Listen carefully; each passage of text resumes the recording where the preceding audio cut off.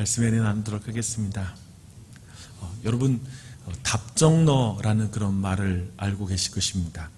답은 정해져 있고 너는 대답만 해 라는 그런 말의 줄임말이기도 하죠.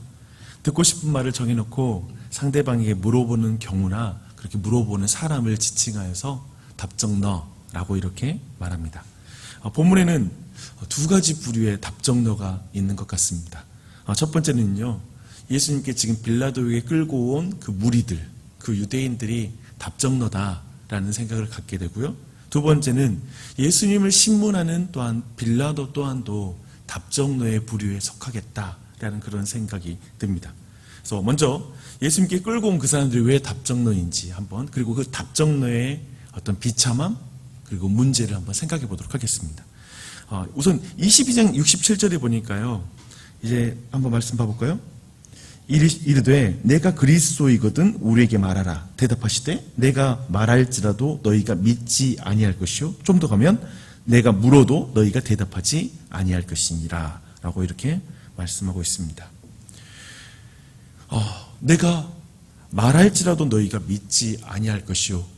왜냐하면 그들은 이미 자기들이 원하는 답을 다 가지고 있으니까 그렇죠. 왜 이것을 물어보는지 모르겠어요. 그렇죠? 이미 답을 가지고 물어보는 것이니까요. 자기들이 원하는 답을 원하죠. 그렇죠? 예수님이 진짜 예수님의 정체성, 그들이 물어보는데 너는 누구냐? 너가 그리스도냐? 그래서 예수님이 진짜 정체성을 말해도 사실 그들은 믿을 마음은 전혀 없죠. 도리어 그것을 통하여 예수님을 죽이고 싶은 그러한 그들이 원하는 답을 얻고 싶어서 그들은 지금 물어보고 있습니다. 좀 더 방금 읽은 것처럼 68절에 내가 물어봐도 너희가 대답하지 아니할 것이다 라고 말씀하고 있죠. 어쩌면 예수님 좀 더 그들에게 예수님에 대해서 그들이 알고 있는 성경에 대한 지식들을 조금만 더 깊이 물어도 그들은 그것에 대해서 또 대답할 마음도 없어요.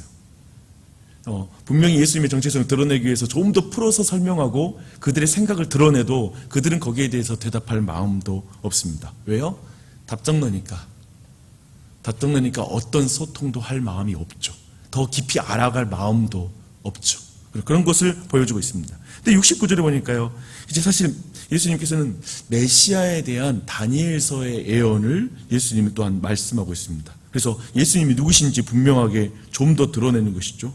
이게 사실은 그들이 답정너로서 이제 어떤 태도를 취한지가 드러나요. 예수님은 좀 더 깊이 들어가서 다니엘서에서 가리키는 메시아에 대해서 바로 자신이 그다라고 밝히고 있습니다. 그러니까 그들이 이 예언을 너무나 잘 알고 있었기 때문에 이렇게 물어죠. 내가 하나님의 아들이냐?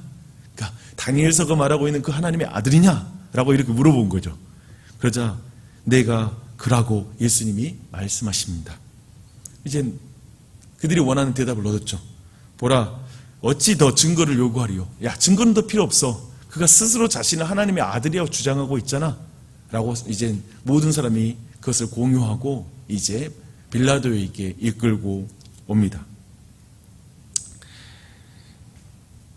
예수님을 죽일 이유이죠.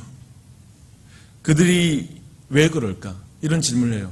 그렇다면 왜 그들은 이렇게 예수님을 죽이려고 할까? 또 하나님의 아들이신데? 그렇게 물어본다면 그들이 생각하는 메시아에 대한 그림이 확실했으니까요. 답은 분명했어요. 그들이 생각하는 메시아는 이런 모습일 수는 없다. 이런 무력한 모습일 수는 없다. 정치적 권력과 힘을 가지고 로마를 무찌르고 자신들에게 정치적 해방을 가져올, 그래서 이스라엘 나라를 온 세계 가운데 가장 강한 나라로 만들 거라는 것, 그것에 대한 답을 가지고 있으니까 예수님의 말씀을 전혀 들을 수가 없죠. 이게 비참함이죠. 답정너가 가지고 있는 비참함입니다. 그걸 보여주고 있어요.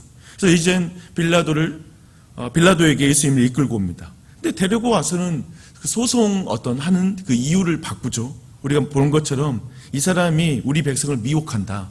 즉, 이 사람이 지금 정치적으로 지금 이스라엘 백성을 선동하고 있다라고 말하면서 가이사에게 세금을 바치는 것을 금하여 자칭 왕 그리스도라고 말하고 있다라고 이렇게 말하죠. 매우 민감한 주제입니다.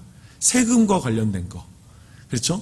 그러니까 굉장히 정치적이면서 경제사범으로 만드는 것이죠. 로마에게 민감한. 그래서 세금 자체가 거치지 않는 쪽으로 가면 빌라도가 문책을 당할 수 있는 이유가 될 것이고, 그리고 자칭 왕이라고 주장한다면 그 로마 사회 안에서, 로마 제국 안에서 결국 쿠데타를 말하는 것이기 때문에 가장 민감하게 생각하는 주제. 그래서 이것으로 고발하려고 이 건을 넘기죠. 지금 이 답정너들의 소송에 있어서는 다른 거 필요 없습니다. 어떻게 해서라도, 그러니까 소송하는 이유, 소송에 대한 이유도 다 바꿔서라도 어떻게 해서든 모함해서 예수를 죽이면 되는 거니까. 그렇게 지금 빌라도에게 원하는 결과만 얻어내면 되니까 이렇게 소송을 하고 있습니다. 답정너는 참 무섭습니다. 답을 정해놓은 사람이 참 무서워요. 그렇죠? 이제 빌라도가 예수님을 신문합니다. 내가 유대인의 왕이냐?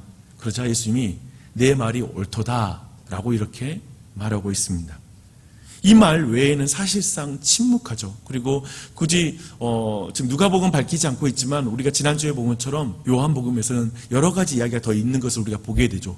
진리가 무엇이냐라고 묻기도 하고요. 이제 빌라도가 예수님께 또 한편에 내가 너를 풀어줄 권한도 있고 너를 십자가에 못 박을 권한도 있는 거 몰라? 라고 하는 이 권한에 대한 이야기를 또 말하는 그런 대화들도 있죠. 하지만 누가복음은 그런 부분에 대해서 말하지 않아요. 그냥 빌라도가 그냥 매우 빨리 판단합니다. 그냥 그 사이에 있는 이야기를 다 삭제합니다. 왜 그럴까요? 그리고 죄가 없다라고 바로 말해요. 나는 이 사람이 이게 죽일 어떤 죄를 발견할 수 없다라고 이렇게 선언하죠. 왜냐하면 사실 빌라도가 볼 때에도 이 모든 상황을 보는데 답정너였습니다. 이게 답은 정해져 있어요. 왜냐하면 그의 입장에서 예수님은 이스라엘의 왕일 수가 없어요. 굉장히 지금 이거 사안 자체가 이상한 거예요. 분별할 수 있어요. 아니 왕인데 왜 이렇게 지도자들의 손에 붙잡혀서 오겠어요? 또 한편에 왕인데 왜 이렇게 자신이 왕이라는 걸 이렇게 순순히 인정하겠어요?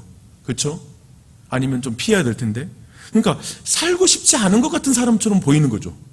딱 보면 예수님이 살고 싶어 하지 않아요. 살고 싶으면 막 변명할 텐데, 막 말할 텐데, 그냥 죽기를 작정했구나라는 생각이 드니까 뻔하게 이게 이 사람에 대한 어떤 파악이 되는 것이죠. 확실한 건 뭐냐면 현실 감각이 전혀 없는 인간이구나. 그렇죠? 전혀 현실 감각이 없어서 이런 사람이 왕이 될 수 있어? 불가능해. 이런 인물이 어떤 정치적 선동으로 혼란을 야기할 인물처럼 안 보여.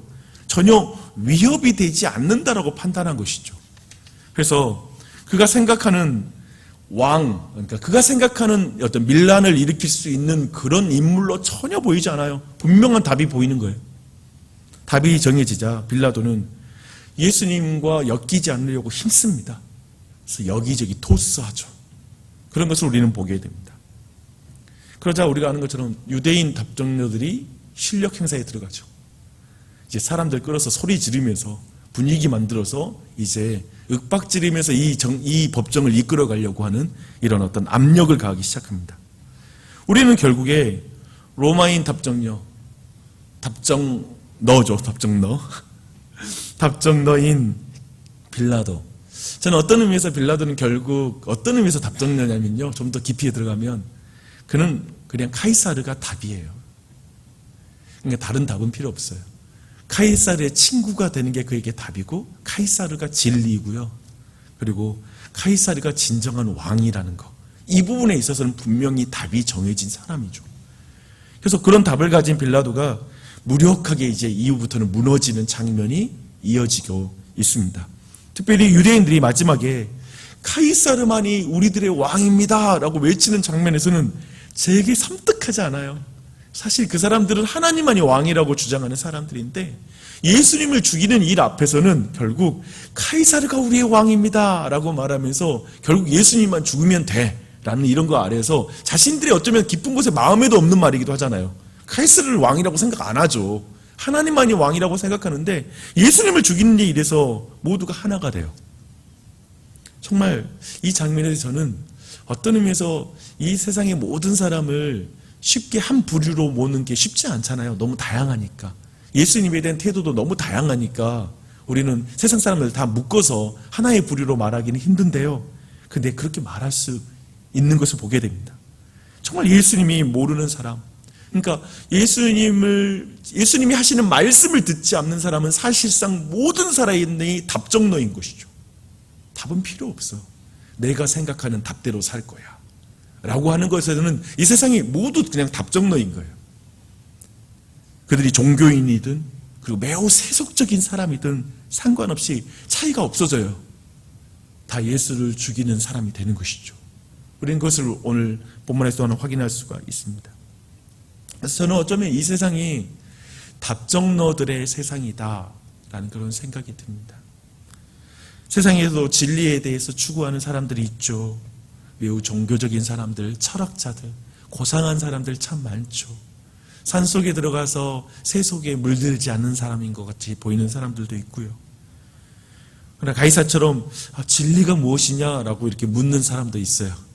기독교에 대한 호감을 가지고 진리가 무엇이냐라고 이렇게 물어보는 사람도 주변에 있을 수 있겠죠. 호기심을 가진 사람도 있을 거예요. 근데 좀 더 들어가서 그래서 뭐 진리를 알면 따르고 싶어? 아니 그건 아니고 어쩌면 그런 마음의 상태일 수 있죠. 예수가 누구야? 어때? 예수가 누구이면 그분을 진짜 믿고 따르고 싶어? 아니 믿는 거 말고 라고 말할지 몰라요. 어떤 의미에서 깊은 곳에 들어가면 예수는 그렇게 매력적이진 않기 때문에, 현실적이진 않아 보이기 때문에, 그들에게 현실은 카이사르이니까, 그들에게 현실은 권력이기도 하고 어떤 의미에서는 로맨스이기도 하고 어떤 의미에서는 그들에게 만족을 줄 수 있는 어떤 많은 어떤 명성, 인기이기도 하니까요. 그들에게 카이사르는, 그들에게 왕은 다른 것이니까, 마음에 이미 답은 정해졌으니까, 내 인생이 행복하려면 이걸 가져야 된다는 것을 이미 가지고 있으니까 예수님이 누군지에 대해서 관심이 그렇게 없는, 진짜 자신의 어떤 살아가고 있는 삶에 대해서 질문을 받고 스스로에게 질문하고 이게 진짜 내 삶을 행복하게 할까라는 질문을 하고 싶지 않은, 그런 질문에 답하고 싶지도 않은, 만약에 이 예배당에 와서도 예수님이 질문하더라도 진짜 예수님이 질문해도 답할 마음도 없는 어떤 그런 사람이 이 세상에 많이 있겠죠. 교회 안에도, 교회 아니라고 크게 다를까요? 교회 안에 있는 많은 사람들은 그렇다면 답정너가 아닐까? 그런 생각을 해봅니다. 어떤 사람은 어떤 자신이 원하는 것을 얻으려고 예배당에 나올 수 있겠죠. 요즘 어떤 근심이 생겼어. 물론 그게 틀린 건 아니에요. 내게 근심이 생기고 어떤 어려운 일이 있는데 그냥 그거 문제만 해결하면 돼. 그래서 와서 이거 해결해 주세요. 해결해 주세요. 온통 하나님 앞에 있지만 하나님이 내게 무슨 말씀을 하시는지는 듣지 않는 상태. 그냥 내 마음이, 온통 내 마음에가 신경 쓰는 그 부분만 있기 때문에 거기에 대해서만 하나님께 뭔가 묻고 있는 상태. 그런 답정너의 기도도 있으실 것입니다. 그런 답정너의 예배도 있을 거예요. 최근에 제가 지올팍이라는 그런 한 인디 가수의 음악을 종종 들어요. 크리스천이라는 그런 노래가 있어요. 정말 강한 그런 가사인데 그 사람이 그리스도인이거든요. 근데 스스로를 이런 말을 교회에서 말해서 좀 죄송하지만 I'm fucking Christian이라고 말을 해요. 되게 과격한 표현이잖아요. 나는 정말 아주 못돼 먹은 크리스천이야. 막 이렇게 스스로를 표현하고 있죠. 근데 그 가사 전체는 뭐냐면 되게 크리스천이라고 말하면서 크리스천으로 살지 않는, 자기 자신에 대한 자조적인 어떤 표현이면서도 그렇게 살아가는 그리스도인들에 대해서 어떤 꼬집는 그런 노래이기도 하고요. 근데 그 가사를 천천히 보니까 또 다른 것도 있어요. 세상을 향해서도 말해요. 너희들, 우리가 마치 이런 거죠. 우리가 말한 대로 살지 않는 크리스천들을 보면서 진짜 재수 없다고 생각하지. 근데 너희들은 어때? 너희들은 너희들이 생각하는 대로 살고 있어? 안 그렇잖아. 라고 이렇게 막 전체를 돌려가기를 하죠. 아주 재밌는 노래예요. 근데 마지막에 그가 회개를 해요. 근데 그 가사 중에 하나가 어떤 게 있냐면 You should check my algorithm이라는 표현을 해요. 요즘 우리는 그 유튜브를 치게 되면 내 관심사를 치면 계속 그 관심사에 대한 걸 알고리즘으로 이렇게 띄워주잖아요. 근데 그가 무슨 말 하는 거냐면 예수님 믿기 전이나 지금이나 알고리즘은 크게 바뀌지 않았다는 거예요. 관심사는 안 바뀐 거예요. 답은 정해진 거야. 내 인생의 행복, 나를 더 온전하게 해주는 것, 나를 더 기쁘게 해주는 것. 그러니까 예수 믿어도 안 믿어도 알고리즘은 바뀌지 않았어. 예전에는 부처님 앞에서 내 자식을 위해서 기도하다가 이제는 교회당 와서 그냥 똑같이 그 동일한 인생관과 알고리즘으로 그 기도하는 대상만 바뀌었을 뿐이야. 예를 들면 이런 부분에 대한 것들을 지적하는 부분을 보았어요. 참 매우 흥미로운, 저는 그 표현이 너무나 와닿았거든요. 정말 한번 내 알고리즘을 한번 너가 체크해봐. 바뀐 게 하나도 없어. I'm F 크리스천, 이렇게 표현을 하고 있는 것이죠. 어떤 의미에서 그런 것 또한도 답정너라는 것이 어쩌면 그리스도인들의 삶에서도 현실이 아닌가 싶어요. 어쩌면 우리 또한도 그럴 수 있다라는 것이죠. 예수님의 대답이 필요 없어. 오늘도 기도하지만 내가 원하는 말만 잔뜩 쏟아놓고 갈 수도 있겠죠. 하나님의 음성을 들으려고 하지 않아. 그럴 수도 있다는 것이죠. 때로는 그런 상황에 들어갈 수도 있는 것 같아요. 우리가 늘 항상 답정너가 아니라 때로는 하나님의 음성 너무 듣고 싶었는데 때로는 그냥 귀 딱 닫고 내가 원하는 것만 말할 때도 있다라는 것이죠. 그런 모습이 있을 수 있어요.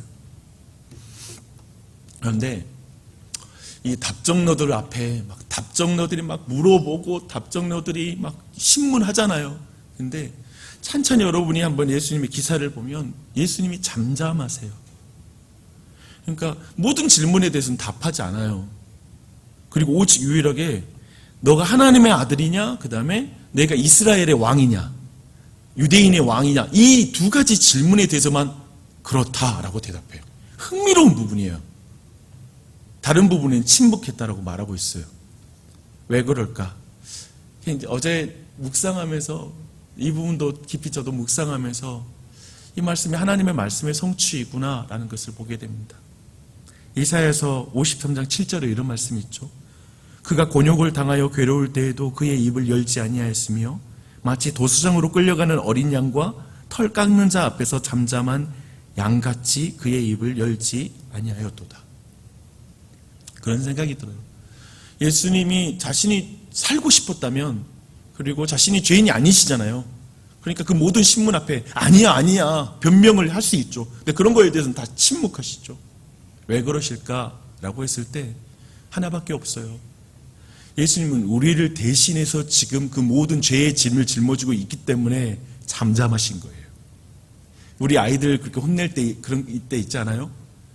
애들이 정말 내가 혼내는 이유 앞에 잠잠하게 듣고 있으면 되는데 괜히 막 변명하고 소리 지르면 더 화가 나.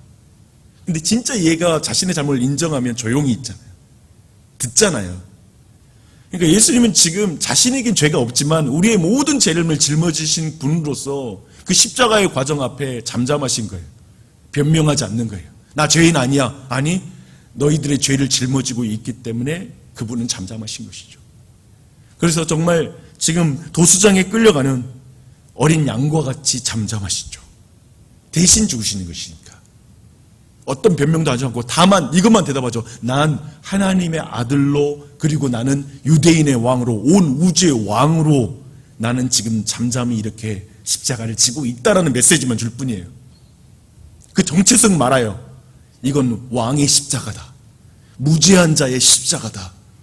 왜냐하면 죄를 가진 너희를 위해, 답정너인 너를 위해. 어떤 의미에서 이 세상에 진짜 답정너,